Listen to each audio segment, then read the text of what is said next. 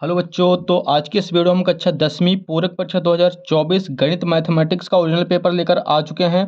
तो प्यारे बच्चों, आपको बिल्कुल भी टेंशन नहीं लेना, आपको वीडियो शुरू से लेकर लास्ट तक वॉच करना है। आपका डेफिनेटली इस बार पूरे में पूरे नंबर आने वाले हैं, क्योंकि प्यारे बच्चों हम आपको पूरा का पूरा सॉल्यूशन भी समझाने वाले हैं। आप लोग यहाँ पे देखिए, हमने उत्तर पुस्तिका भी इसकी बना रखी है, यहाँ पे आप लोग देख सकते हैं। तो सभी का आपको सॉल्यूशन भी डिटेल से मिलने वाला है और एक एक क्वेश्चन को आपको अच्छी तरीके से एक्सप्लेन किया जाएगा। तो चलिए अगला क्वेश्चन देखिए नेक्स्ट पेज पर। पहला प्रश्न देखिए, सही विकल्प चुनकर लिखिए। पहला क्वेश्चन है AP -3 -1/2 2 का 11वां पद लिखिए। तो प्यारे बच्चों, इसका आंसर हो जाएगा ऑप्शन नंबर बी 22। तो यहाँ पे हमें लिखना है बी 22। अगला प्रश्न देखिए, दूसरा है शंकु की तिर्यक ऊंचाई का सूत्र लिखिए। तो इसका आंसर हो जाएगा ऑप्शन नंबर डी, L बराबर √r² + h²। तो यहाँ पे हम लिख देना √r² + h²। अगला प्रश्न देखिए, तीसरा दिया गया है 6,20 का HCF है, तो इसका आंसर हो जाएगा 2। तो सी नंबर का आंसर लिखना हमें 2। अगला प्रश्न देखिए, चौथा, त्रिघात बहुपद के कितने शून्यक होंगे। तो इसका आंसर हो जाएगा ऑप्शन नंबर डी 3। तो यहाँ पे हमें लिख देना है त्रिघात बहुपद के 3 शून्यक होंगे। अगला प्रश्न देखिए, पांचवा दिया गया है समीकरण निकाय a1x + b1y + c1 = 0 तथा a2x + b2y + c2 = 0 के एक अद्वितीय हल होने की शर्त क्या है। तो इसका आंसर हो जाएगा ऑप्शन नंबर बी। तो यहाँ पे हमें लिख देना है a1/a2 = b1/b2। अगला प्रश्न देखिए, छठवां दिया गया है द्विघात समीकरण का मानक रूप है। तो इसका आंसर हो जाएगा option number C, ax² + bx + c = 0। तो हमें उत्तर पुस्तिका में लिख देना है option number C, ax² + bx + c = 0। तो यहाँ पे अपना उत्तर क्रमांक 1 कंप्लीट हो चुका है, आपको स्क्रीनशॉट ले लेना है। अगला प्रश्न देखिए, नेक्स्ट पेज पर दिया गया है, यहाँ पे इंग्लिश मीडियम वाले बच्चों के लिए है। तो आप लोग इंग्लिश मीडियम से तो इंग्लिश मीडियम का भी आप लोग अरेंज कर लीजिए। अगला प्रश्न देखिए, दूसरा दिया गया है रिक्त स्थानों की पूर्ति कीजिए। पहला प्रश्न हमारे सामने है AP 5, 10, 15 डेड डैश का 10वां पद है। तो इसका आंसर हो जाएगा 50। उत्तर पुस्तिका में हमें लिख देना है इसका आंसर 50। अगला प्रश्न देखिए, सभी डेड डैश त्रिभुज समरूप होते हैं। तो इसका आंसर हो जाएगा समबाहु। दूसरे का आंसर लिखना हमें समबाहु। अगला प्रश्न देखिए, किसी बिंदु की x अक्ष से दूरी कहलाती है। तो इसका आंसर हो जाएगा कोटि। x अक्ष से दूरी जो है वो कोटि कहलाती है। अगला प्रश्न चौथा देखिए, एक निश्चित घटना की प्रायिकता होती है। तो निश्चित घटना की प्रायिकता सदैव 1 होती है। अगला प्रश्न देखिए, √2 एक संख्या है। तो √2 एक अपरिमेय संख्या है। तो पश्चिमी का आंसर कर देना हमें अपरिमेय। छठवां प्रश्न, श्रीधराचार्य के एक सूत्र प्रतिपादित किया जाता है, जिसे अब द्विघाती सूत्र के नाम से जानते हैं। तो यहाँ पे छठवें का आंसर हो जाएगा द्विघाती सूत्र। तीसरा देखिए, सही जोड़ी मिलाइए। पहला दिया गया है बिंदुओं 0,4 और 3,0 के बीच की दूरी है। आप लोग सभी साइड के देख लीजिए। पहले घनाभ का आयतन, वर्ग का क्षेत्रफल, sin² a + cos² a, tan 90 - a 9 sec² a - 1 - tan² a। तो इसका आंसर देखिए हम यहाँ पे लिखने वाले हैं। तो पहले का आंसर हो जाएगा 5, घनाभ का आयतन हो जाएगा BAC, वर्ग का क्षेत्रफल हो जाएगा a² और sin² a + cos² = 1, tan 90 - a हो जाएगा cot a और 9 sec² a - tan² a। तो इसका आंसर हो जाएगा 9। तो यहाँ पे अपनी सही जोड़ी कंप्लीट हो चुकी है, आपको स्क्रीनशॉट ले लेना है। अगला प्रश्न देखिए नेक्स्ट पेज पर, प्रत्येक का एक वाक्य में उत्तर दीजिए। तो यहाँ पे पहला प्रश्न है उन्नयन कोण की परिभाषा लिखिए। तो यहाँ पे हमारे सामने है, नीचे से ऊपर की ओर देखने पर बने कोण को उन्नयन कोण कहते हैं। अगला प्रश्न देखिए, स्पर्श रेखा और इस वृत्त के उपनिष्ठ बिंदु को कहते हैं। तो इसका आंसर हो जाएगा स्पर्श बिंदु। स्पर्श बिंदु। अगले प्रश्न देखिए, पासे को एक बार फेंकने पर प्राप्त संख्या 8 प्राप्त करने की प्रायिकता क्या है। 8 प्राप्त करने की प्रायिकता हो जाएगी 0।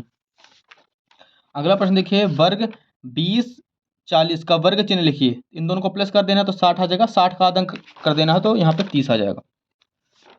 अगला प्रश्न देखिए, द्विघात समीकरण ax² + bx + c = 0 के लिए विविधकर का सूत्र लिखिए। तो विविधकर का सूत्र d बराबर होता है ax², d बराबर होता है b² - 4ac। ये होता है विविधकर का सूत्र। अगला प्रश्न देखिए, छठवां है, किसी AP के प्रथम n पदों का योग ज्ञात करने के लिए सूत्र लिखिए। तो इसका फॉर्मूला होता है Sn = n/2 bracket 2a + n - 1 × d। तो ये Sn का फॉर्मूला हो जाएगा AP के n पदों का योग ज्ञात करने के लिए। तो यहाँ पे अपना चौथा क्वेश्चन भी कंप्लीट हो चुका है, आपको स्क्रीनशॉट ले लेना है। अगला प्रश्न देखिए, पांचवा क्वेश्चन जो है वो नेक्स्ट पेज पर दिया गया है। निम्नलिखित में सत्य असत्य कथन बताइए। पहला प्रश्न देखिए, बिंदु 7,1 और 0,0 के बीच की दूरी 5√2 है, तो ये इसका आंसर हो जाएगा सत्य। अगला प्रश्न देखिए, शंकु का आयतन बेलन के आयतन का आधा होता है यदि शंकु एवं बेलन की त्रिज्या एवं ऊंचाई समान हो, तो ये हो जाएगा प्यारे बच्चों असत्य। तो दूसरे का आंसर कर देना हमें असत्य। अगला प्रश्न देखिए, दो समरूप त्रिभुजों की संगत भुजाएं समानुपाती होती हैं, तो ये भी हो जाएगा सत्य। अगला प्रश्न, दो समरूप त्रिभुजों के क्षेत्रफलों का अनुपात उनकी संगत भुजाओं के अनुपात के बराबर होता है, ये भी हो जाएगा सत्य।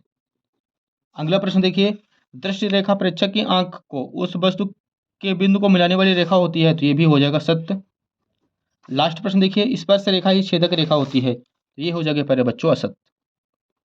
तो यहाँ पे दूसरा और छठवां हो जाएंगे असत्य और बाकी सभी हो जाएंगे सत्य। तो यहाँ पे अपना 5वां क्वेश्चन भी कंप्लीट हो चुका है। नेक्स्ट क्वेश्चन के लिए देखिए अगले पेज पर, यहाँ पे दिया गया 6वां प्रश्न, अनुपातों A1/A2, B1/B2 और C1/C2 ज्ञात कीजिए। जबकि यहाँ पे समीकरण दिए गए हैं, आप लोग देख लीजिए दोनों समीकरण। तो यहाँ पे इसका हल करना हमें, तो सबसे पहले A1 की वैल्यू निकालें, तो A1 बराबर आ जाएगा 3, B1 आ जाएगा 2 और C1 आ जाएगा 5। A2 का मान आ जाएगा 2, B2 का मान आ जाएगा -8 और C2 का मान आ जाएगा 7। अब इन दोनों को एक दूसरे के बटे में कर देना है, तो यहाँ पे आ जाएगा 3/2 बराबर 2/-8 बराबर 5/7। यही आ जाएगा क्वेश्चन नंबर 6 का आंसर। आपको स्क्रीनशॉट ले लेना है और सभी क्वेश्चनों को अच्छी तरीके से समझते चलना है। अगला प्रश्न देखिए 7वां यहाँ पे दिया गया है, शून्यकों की संख्या ज्ञात कीजिए। यहाँ पे चित्र बना है, तो यहाँ पे हमने चित्र इसका बना रखा पहले से और शून्य ज्ञात करने हैं। तो शून्य ज्ञात करने के लिए आप लोग यहाँ पे देख सकते हैं 1 2 3 एक्स वाली लाइन जो है वो 3 बार कटी है, तो इसमें शून्यकों की संख्या हो जाएगी 3।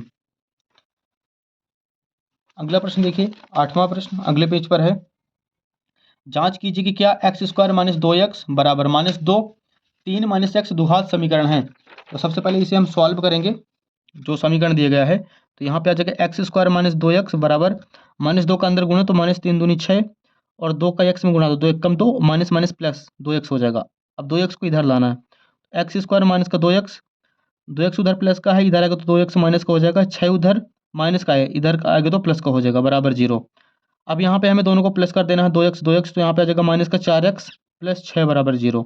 अब लोग देख सकते हैं यहाँ पास इसकी घात कितनी है, 2 है, 2 है तो यह द्विघात समीकरण है। नीचे लिख देना है, इस प्रकार यह एक द्विघात समीकरण है। ये हो जाएगा 8वें का आंसर, आपको स्क्रीनशॉट ले लेना है। अगला प्रश्न देखिए बच्चों 9वां क्वेश्चन है, AP 2 7 12 का 10वां पद ज्ञात कीजिए। इसका 10वां पद ज्ञात करना, तो सबसे पहले जो AP दी गई है उसे लिख लेना है और इसका निकालना है प्रथम पद A बराबर हो जाएगा 2, D निकालना है सेकंड माइनस फर्स्ट करके 7 - 2, तो 7 में 2 घटाएंगे तो 5 आ जाएगा। अब यहाँ पे प्यारे बच्चों बोला गया है इसका हमें निकालना है 10वां पद। तो 10वें पद का फॉर्मूला A10 बराबर होता है A + 9D, तो यहाँ पर रख देना वैल्यू। तो A के सामने आ जाएगा 2 प्लस 9 गुना D के सामने आ जाएगा 5। अब इसको सॉल्व करेंगे तो 2 प्लस 9 का 5 में गुना तो 9 पना 45 और 45 में 2 प्लस कर देंगे तो यहाँ पे आ जाएगा 47। यही आ जाएगा इसका आंसर। 9वां क्वेश्चन भी कंप्लीट हो चुका है। अगला प्रश्न देखिए बच्चों 10वां क्वेश्चन है, आधारभूत समानुपातिकता प्रमेय का कथन लिखिए। तो यहाँ पे हमारे सामने है, इसका आंसर हो जाएगा आधारभूत समानुपातिकता प्रमेय। हेडिंग डाल देना है और इसमें लिखना है, एक त्रिभुज की एक भुजा के समांतर खींची गई रेखा अन्य दो भुजाओं को जिन दो बिंदुओं पर प्रतिच्छेद करती है वे बिंदु भुजाओं को समान अनुपात में विभाजित करते हैं। तो ये हो जाएगा उत्तर क्रमांक 10 में का आंसर। अगला प्रश्न देखिए नेक्स्ट पेज पे दिया गया है, उत्तर क्रमांक 11 प्रश्न 11 दिया गया यहाँ पे, बिंदुओं P 4,6 और Q 6,8 के बीच की दूरी ज्ञात कीजिए। तो इसका देखिए यहाँ पे हमने लिख रखा क्वेश्चन, इसके बीच की दूरी ज्ञात करनी है तो हमें दूरी का सूत्र लगा देना है। दूरी का सूत्र होता है √x2 - x1 का स्क्वायर प्लस y2 - y1 का स्क्वायर।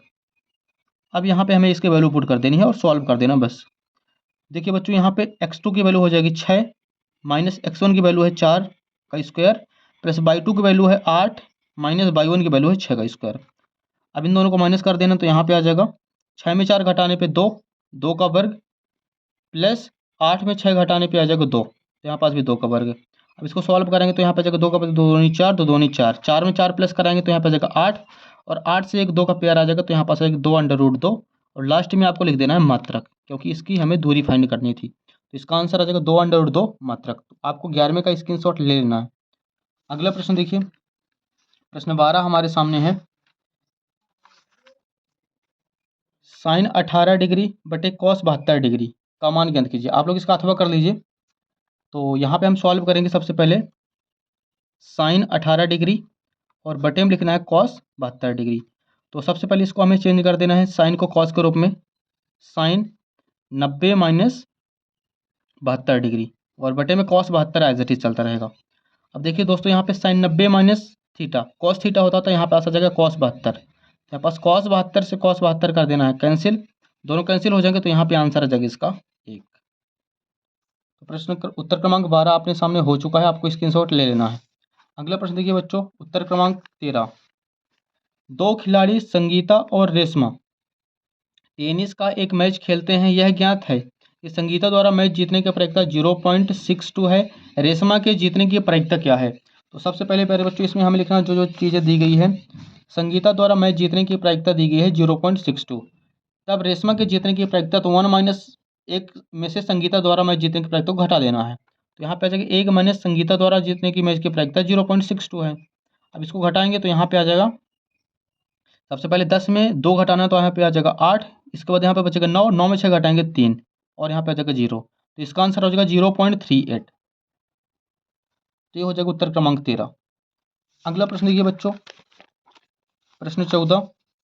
एक पासे को एक बार फेंकने पर अभाज्य संख्या आने की प्रायिकता ज्ञात कीजिए। तो सबसे पहले एक पासा जो होगा उसके हमें प्रतिदर्श समष्टि लिखनी है। तो यहाँ पे हमें लिख लेना है प्रतिदर्श समष्टि NS। पासे में 6 होंगे टोटल, 1 2 3 4 5 और 6 तक।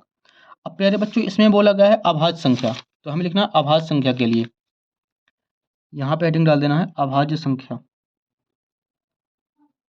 यहाँ पे अभाज्य संख्या जो है वो है पहली अभाज्य संख्या 2, इसके बाद 3 और इसके बाद 5। अब इसमें हमें NE निकाल लेना है। तो NE बराबर आ जाएगा 1 2 3, NE बराबर 3 और NS बराबर हमारे सामने है 6। प्रायिकता निकालनी है तो PE बराबर आ जाएगा NE और बटे NS। सो बच्चों, यहाँ पे NE की वैल्यू हमारे सामने है 3 और NS की वैल्यू है 6। इन दोनों काट देंगे तो यहाँ पे आ जाएगा 3 1 कम 3, 3 दूनी 6। तो आंसर आ जाएगा हमारे सामने 1/2। ये हो जाएगा उत्तर क्रमांक 14।